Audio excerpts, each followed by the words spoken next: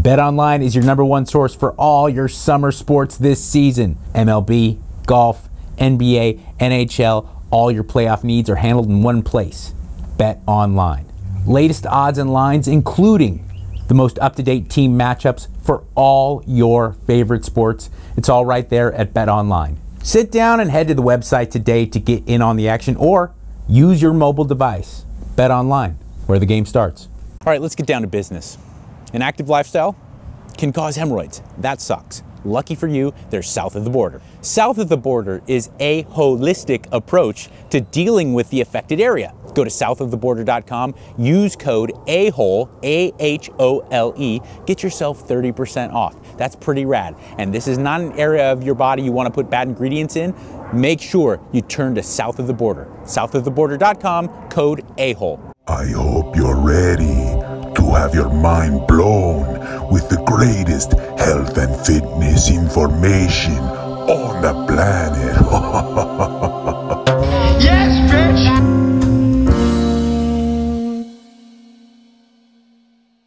Welcome, everybody, to the Mikey Likes You podcast. I am Mikey who likes you. Are you who is liked? Amazing system. As you can see, I got my sunglasses here because I actually planned on wearing my sunglasses. Not because it's like so gross. I know like I have some level of self-awareness that like my face isn't mangled, but I did get a little self-conscious about still having scars and stuff on my face and like a bloody eyeball from my weird accident. And then I thought to myself, I was like, really, like, what are you doing, Mike? You're going to wear sunglasses indoors. You're going to be that guy who you know you don't like being simply because you have like I have like scratches. I have like facial scratches. So I was being a little bit weird about it. But I also feel like there's something to just coming right out with when you're calling yourself on your own bullshit.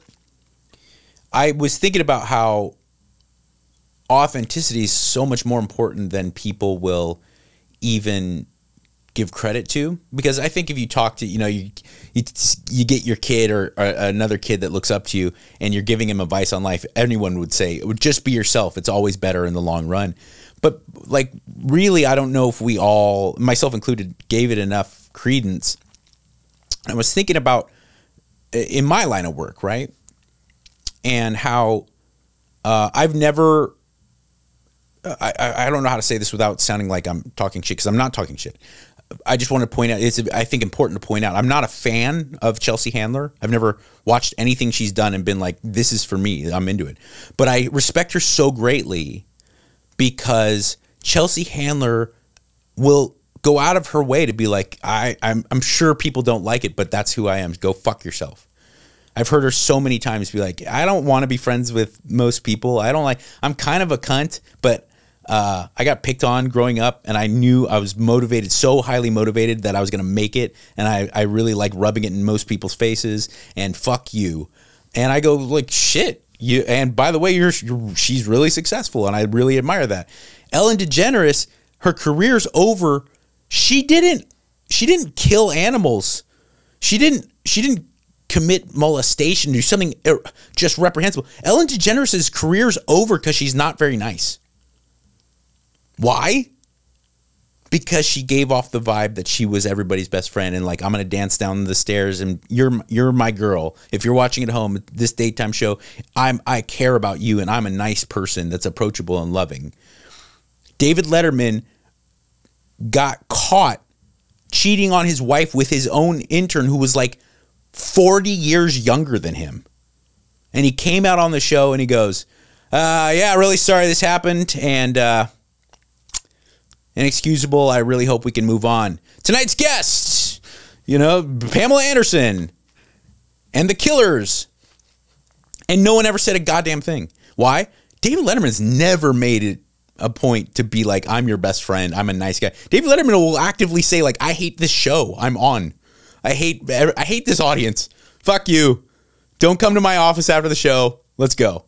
But he's really good at what he does. And so I think that the authenticity, right, when people are fully displaying, and I had such a hard time even to if I were to put a list of people together who I trust the most, My wife's clearly topping that list where I will be very vulnerable in front of her and not think twice about it. And I still have such a hard time explaining it to her how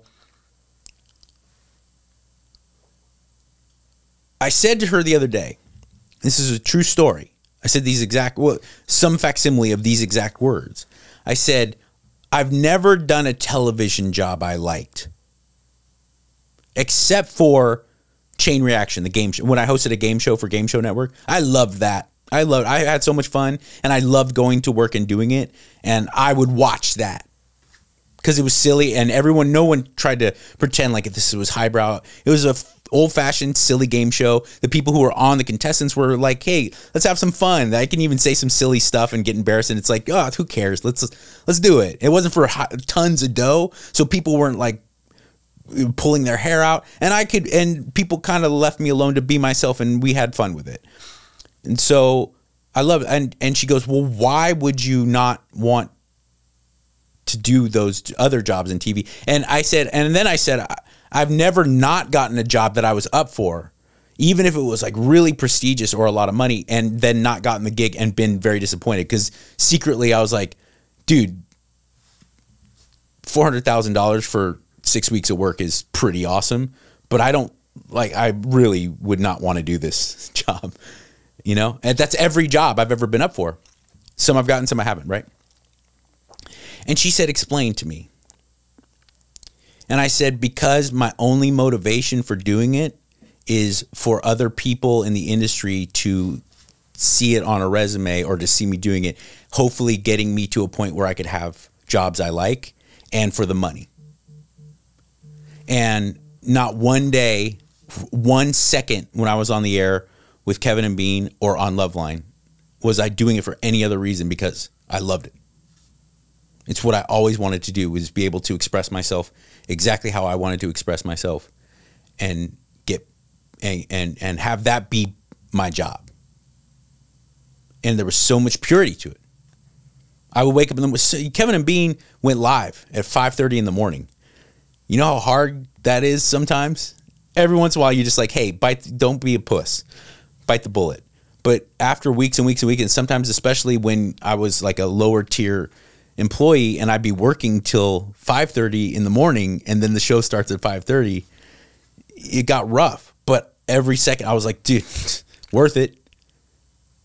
These legends in broadcasting who are actually cool people too, and all the other people around me, Ralph and Lisa May and Money and all, whoever, the cast of characters, right? They're all legitimately funny, and I like their presence. And we're on the air putting our heads together to make a fun, interesting show that's about shit I enjoy. Someone's blowing me up. No, can't work that. Good guy, but can't do it now. And so it's weird how much that plays a role, right?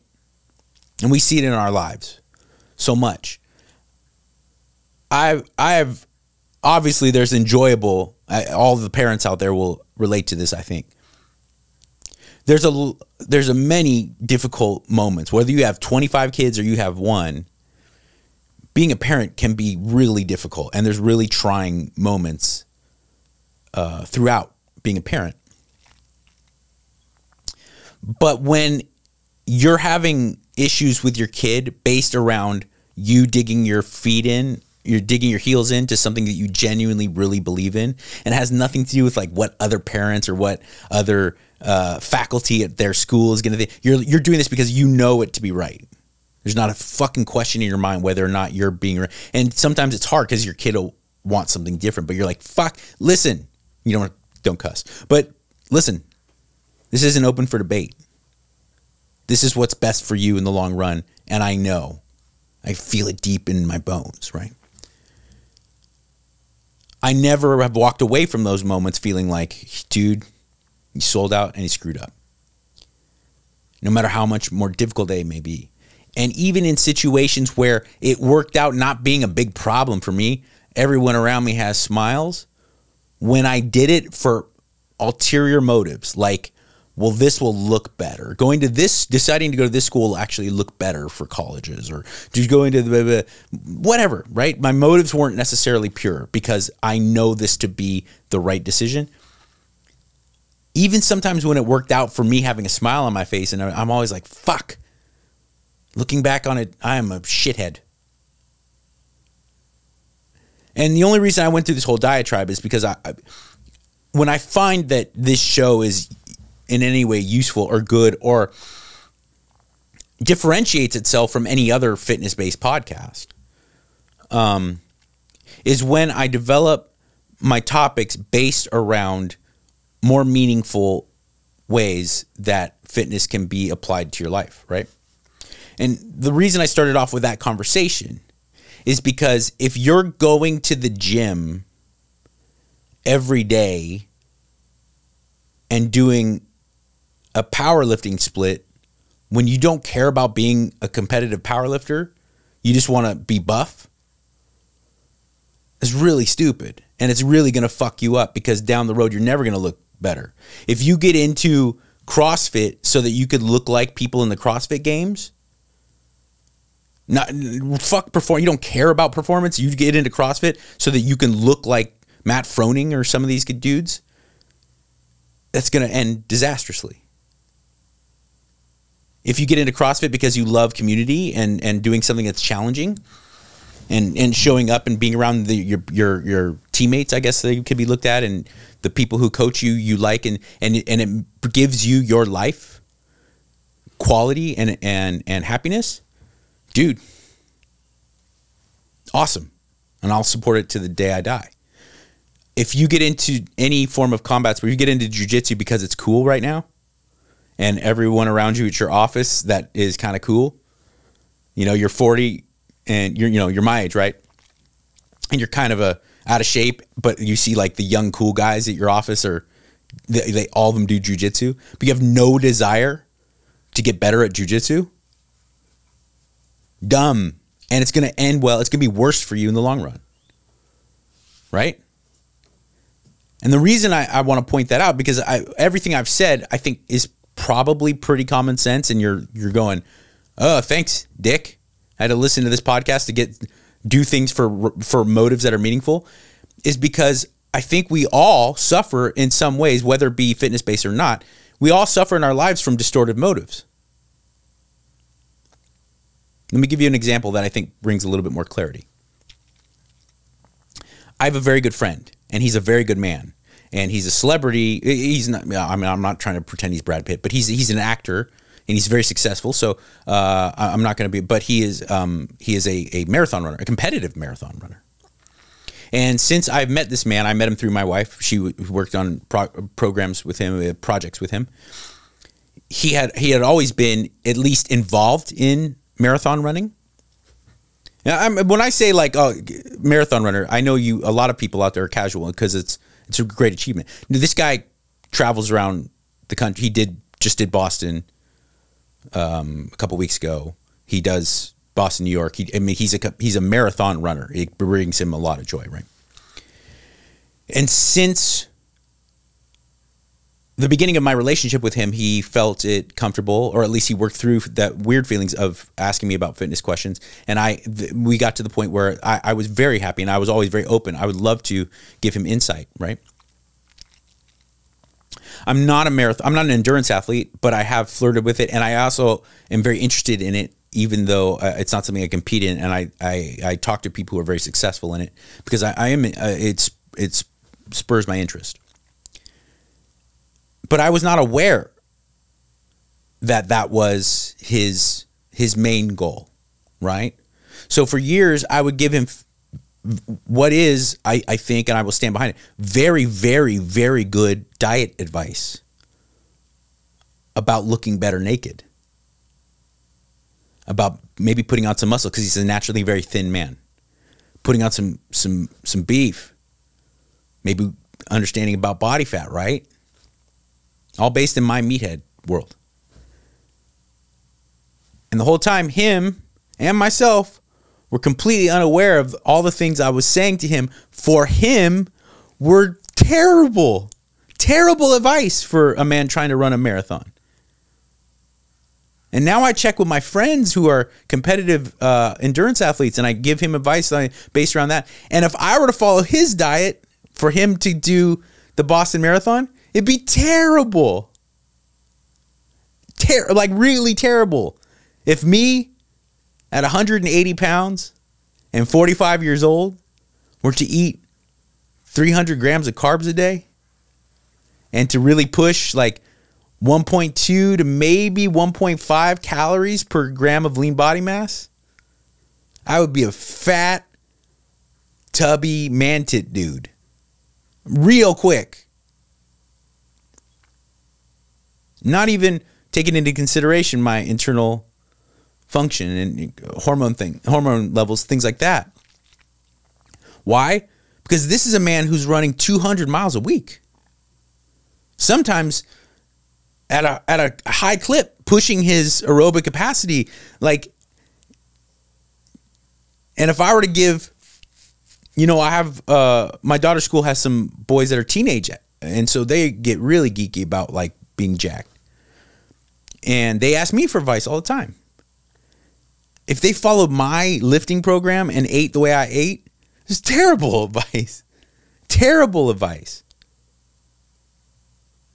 If you're 45 and have been training for 20-something years and have a relatively open-ended professional and family life that you can work with, kind of a schedule that you create. I'm not saying I'm like not busy. I have things going on, but I can control my schedule much more so than I could even at other points in my life, right?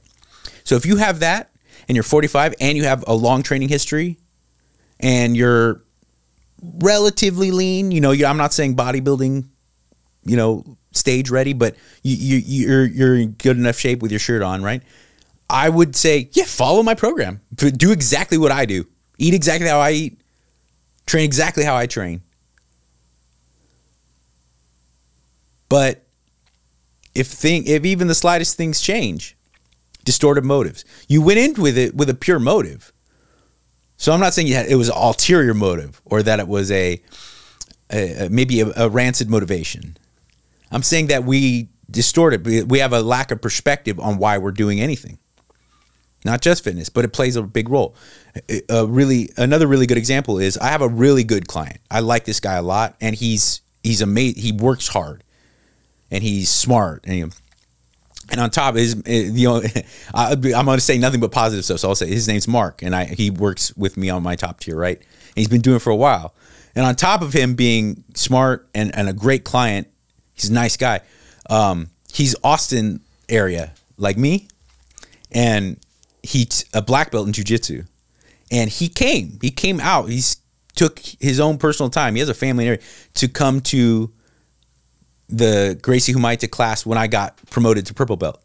And he didn't come to, his motivation was he wanted to be there to support me. And then he beat the fuck out of me. And then he tapped me like 7 times in a 5-minute round. It's totally true. Anyway, so he's a cool guy. I like this guy a lot. And he wrote me an email the other day. And he said, things are good, blah, blah, blah, blah, blah. No need for the details. But I will say there's been a couple, weekend days, the last couple weeks where I kind of let my diet go, and the pizza here, the burritos there, right, with the kids. And so I need to get that in check. And I wrote back, and I said, well, maybe. I said, considering your body at your age right now and your level of performance, you're top tier. Like, you're rocking it. So if you think that a couple days over a 2-week span or a couple of weekends even of some pizza and burritos with the kids and birthday cake and stuff like that is problematic, it ain't. But if next year you want to do your first bodybuilding show, yeah, it's a bad idea. Really fucking bad idea. So I said, don't necessarily change what you're doing. I need a little bit more specificity. And that it's hard because you got to get really honest with you. I need specificity on what you want. Because you're right. He's probably like 15, 18% body fat, and he's strong as shit. Like, he's is as strong, if not maybe stronger than me in a lot of lifts. And he looks great. With clothes on, he looks like a really healthy, strong dude. And he's a handsome fucker, too. So, that helps. But I go like, so if you, to maintain where you're at or to keep in that place where you're like doing something that makes you feel better about yourself and it challenges you and you're pushing yourself, you're perfectly fine. In fact, it's probably better than being super strict because your motivation right now is higher quality of life. It's not to impress anybody with your abs.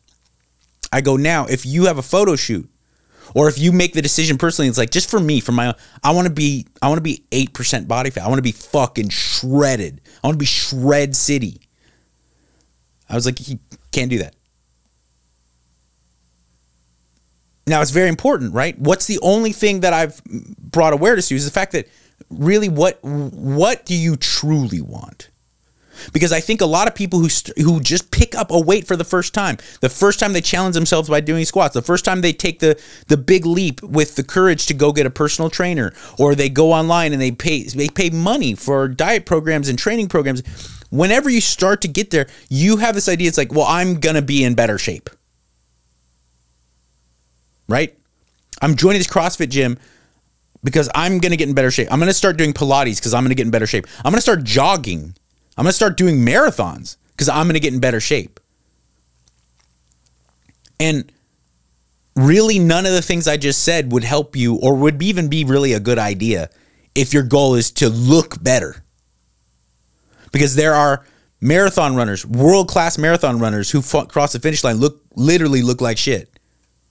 There are MMA fighters, some of the greatest MMA fighters in the world. Now, I know this is a great example, like, because so many uneducated people into combat sports, they get very, very fucked up in their head about this. There's Paulo Costas and Luke Rockholds. The guys literally look like cover model, like fucking fitness models that fight MMA. Sure. Some of the greatest fighters in the world, in fact, most of the ones who have the highest gas tank and the highest work capacity in the octagon or in a ring,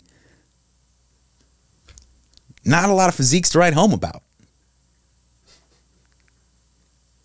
Am I saying doing MMA makes you in bad shape? No. What I'm saying is like the amount of effort you have to put in to be a competitive MMA fighter, to not only get competent at wrestling and boxing and judo and jiu-jitsu and recognize different rule sets of different organizations and your opponent and how you can play your best game against that specific opponent. No one can waste 1 second worrying about the striations in their pecs. Some dudes are genetically gifted and then also come from Paulo Costa came from a powerlifting background before he started grappling at all.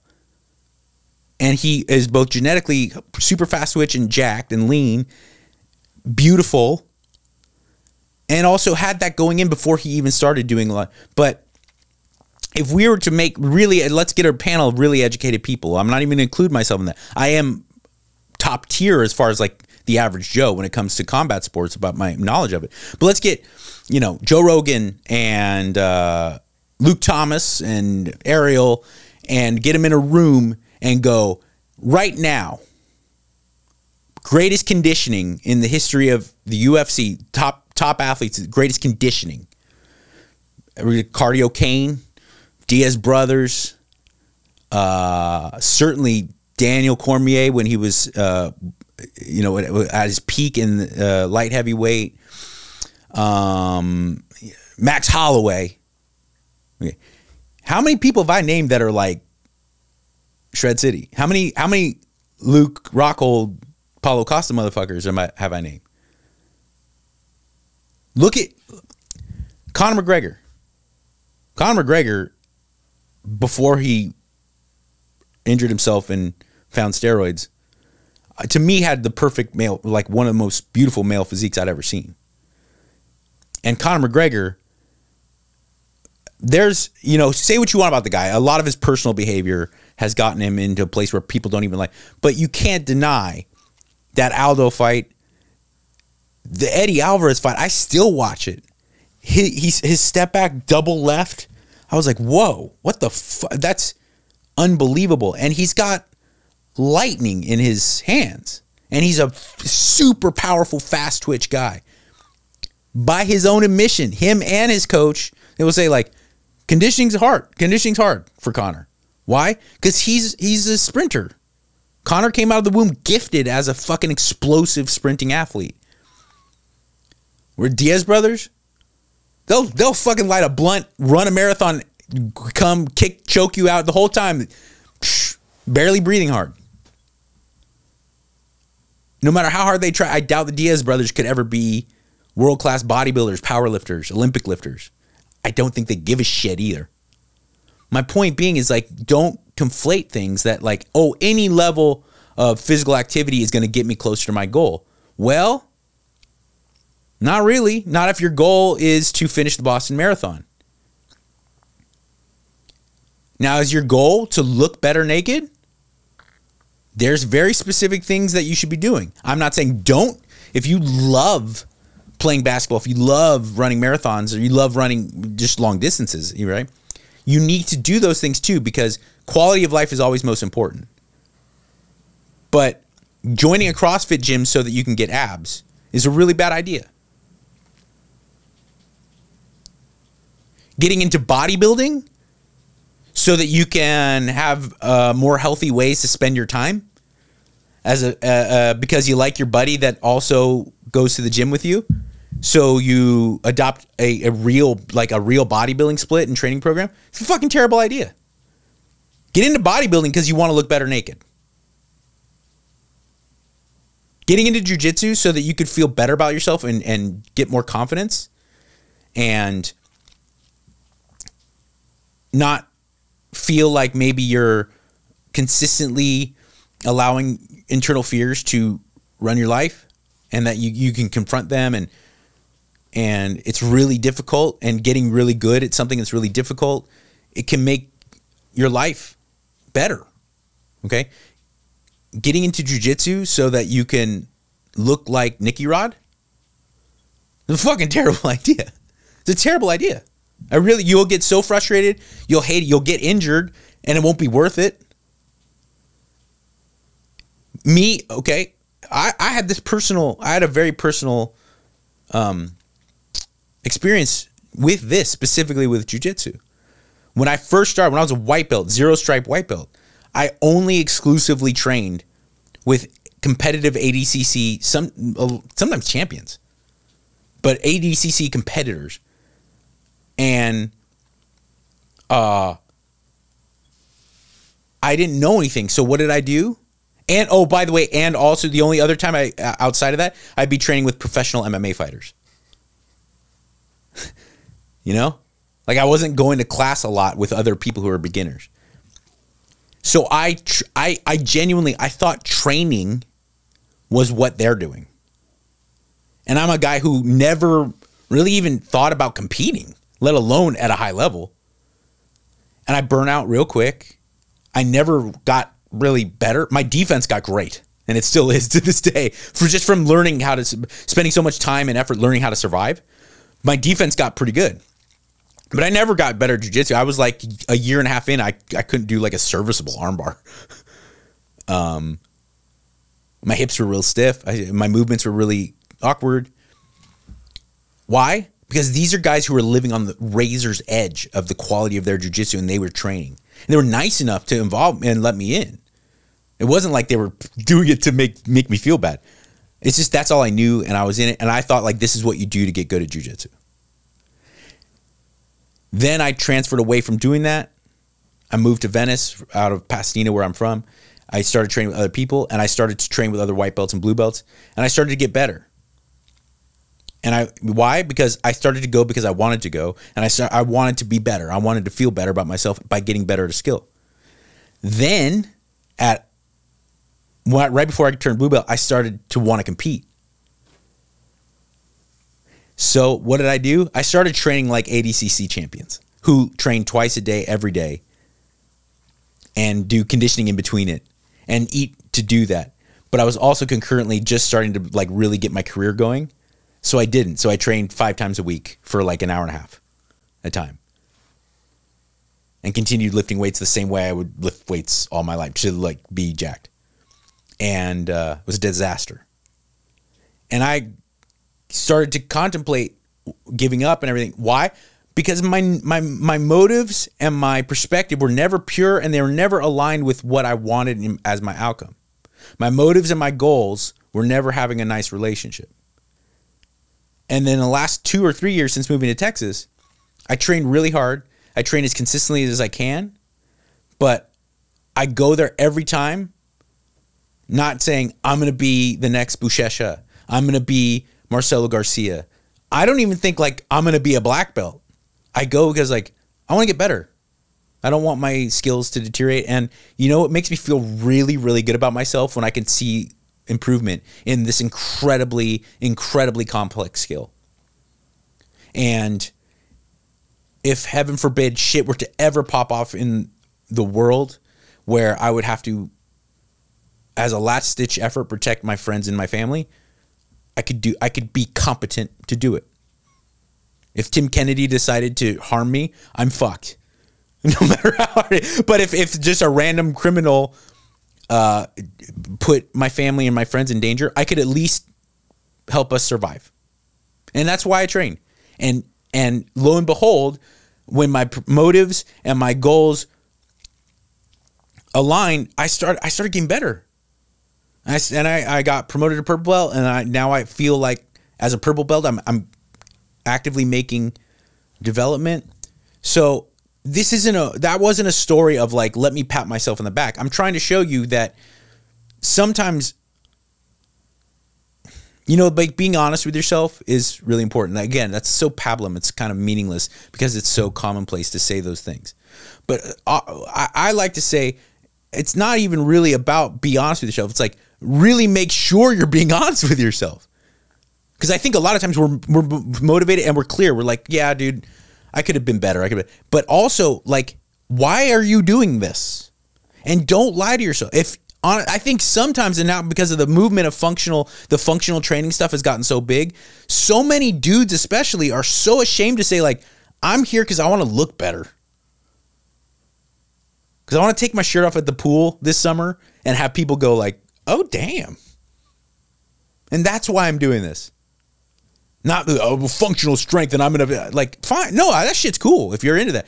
But my friend Mike Mahler, who's really good, really smart functional training kind of practitioner, and really smart vegan. If you're a vegan athlete or aspiring vegan weight trainer, Mike Mahler's like the guy. He should be the mecca you turn to.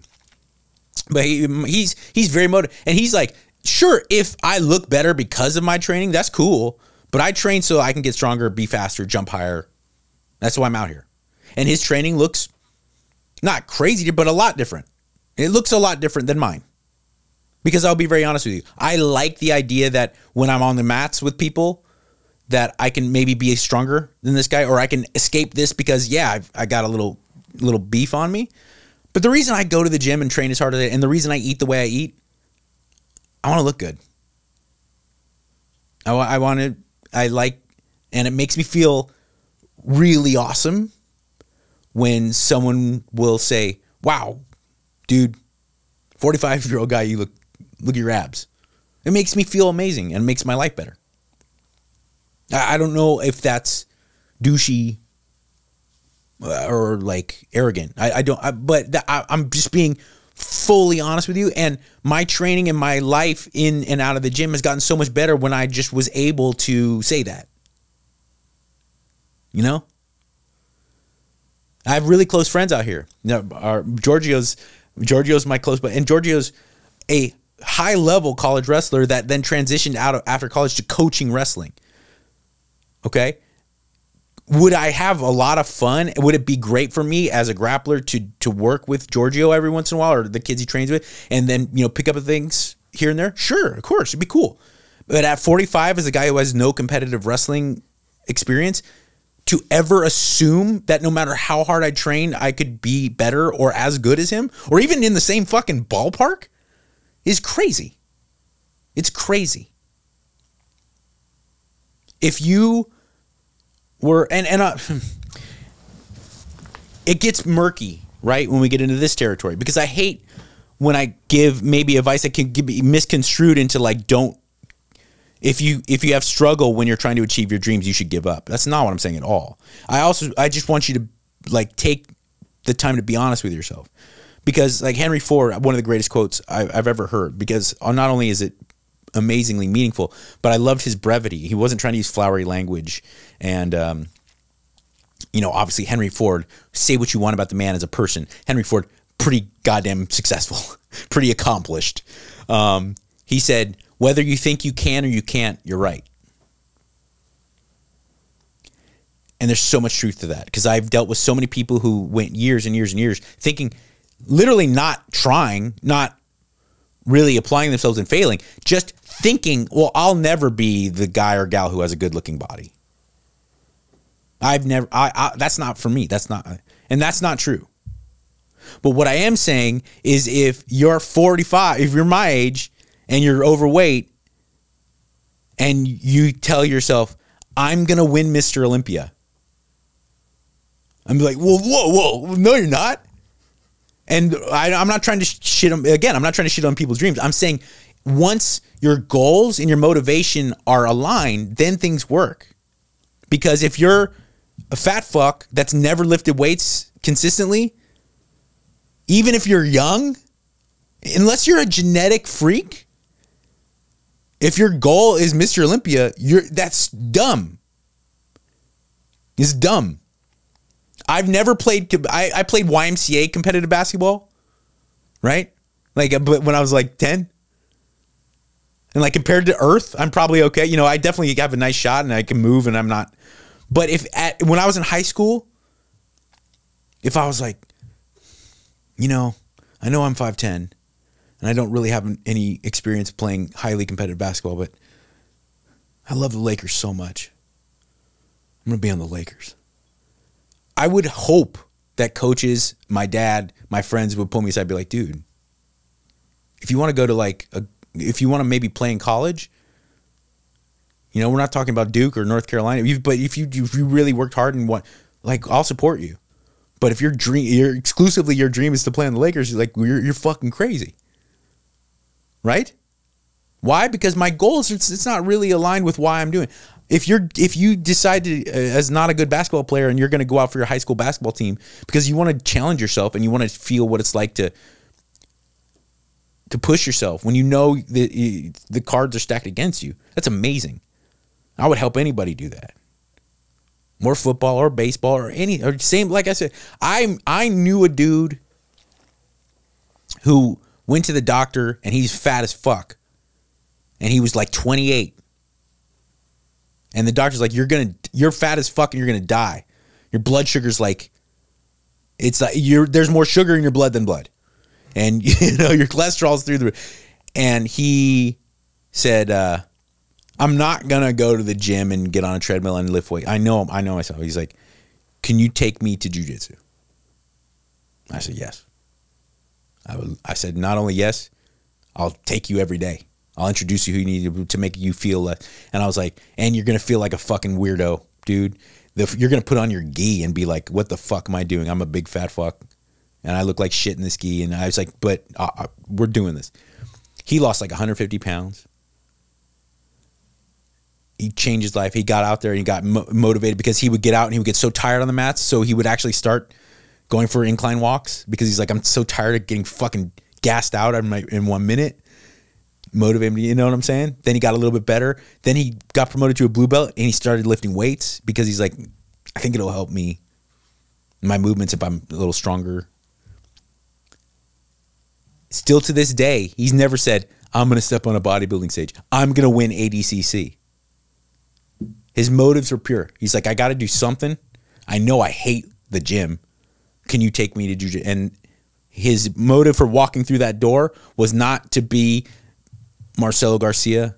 The motive for walking through that door was not to be ripped. The motive was, I need something that challenges me physically and gets me sweating.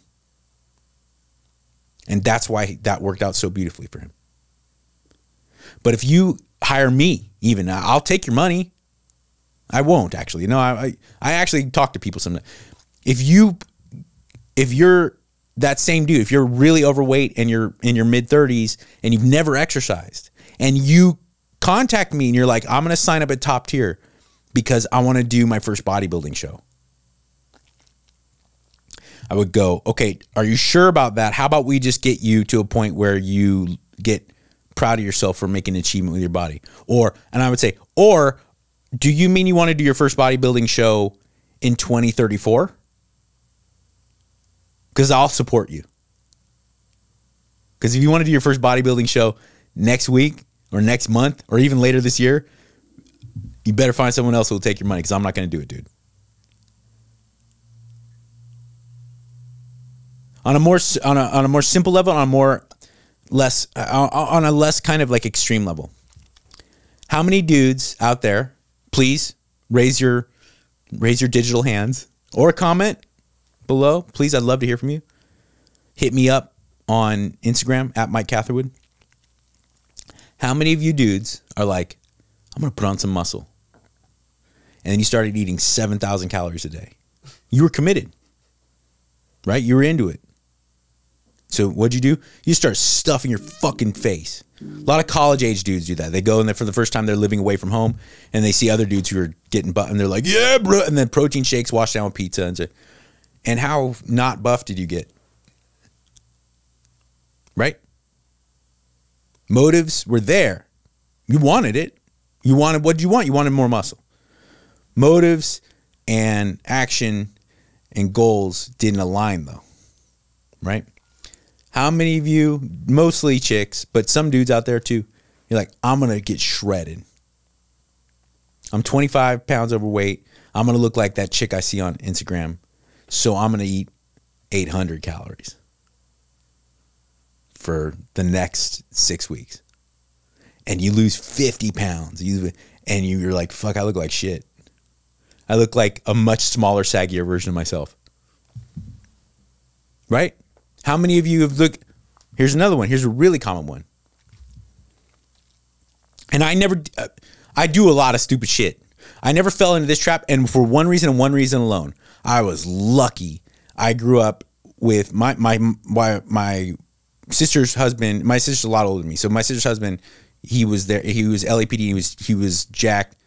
He always he had let himself go by the time I was getting to this 15, 16 year old. But he did come from a background where he really knew what he was talking about when it comes to being jacked. And Gold's Gym Pasadena was like a mile from my house. And they were always really welcome. So I said to myself, I was like, I'm tired of the way I look. And I want to do something about it. And I got around a bunch of dudes who kind of guided me around it. But how many of you dudes and chicks, you're like, I'm overweight. I want to change this.